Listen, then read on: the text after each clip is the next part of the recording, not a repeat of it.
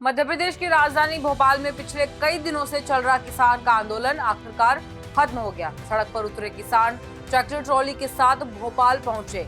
अब बातचीत के बाद वापस लौट गए हैं। संयुक्त किसान मोर्चा के नेतृत्व में ये आंदोलन चलाया गया और इसकी प्रमुख मांग थी मूंग की एमएसपी पर खरीद बढ़ाना और खाद्य वितरण की ई टोकन व्यवस्था को खत्म करना।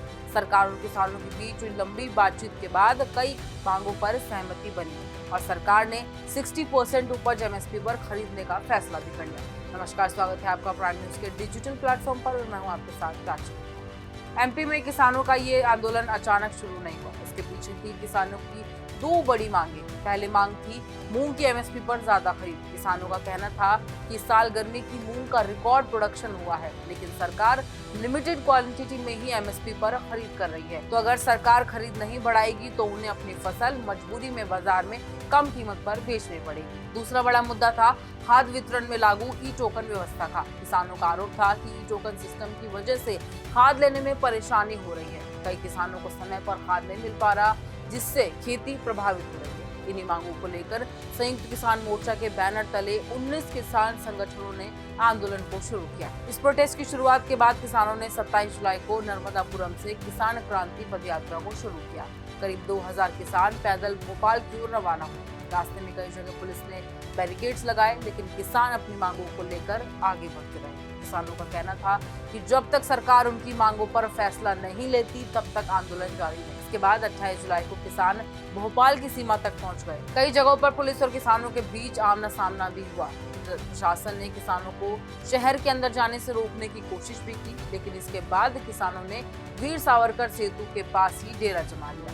29 जुलाई को आंदोलन का दबाव और बढ़ गया। किसानों ने मुख्यमंत्री आवास की तरफ मार्च करने की कोशिश भी की। इस दौरान कुछ पुलिसकर्मी और किसानों के बीच धक्का मुक्की भी हो गई। इसके बाद सरकार ने किसान नेताओं के साथ बातचीत को शुरू कर दिया।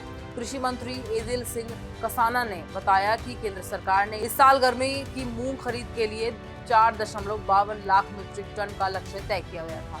पहले किसानों के सिर्फ 25% उपज एमएसपी पर खरीदने की बात थी, लेकिन अब सरकार ने 60% उपज एमएसपी पर खरीदने का फैसला कर लिया है। इसके साथ ही सरकार ने स्लॉट बुकिंग की तारीख भी बढ़ा दी है। पहले जहां स्लॉट बुकिंग की तारीख 30 जुलाई थी, उसे बढ़ाकर अब 10 अगस्त कर दिया गया। वहीं एमएसपी पर खरीद की अंतिम तारीख भी 10 अगस्त से बढ़ाकर 20 अगस्त कर दी गई। साथ ही टोकन सिस्टम को फिलहाल तत्काल प्रभाव से स्थगित कर दिया गया। कृषि मंत्री ने कहा कि शुरुआती स्तर पर इस व्यवस्था में कई परेशानियां सामने आई।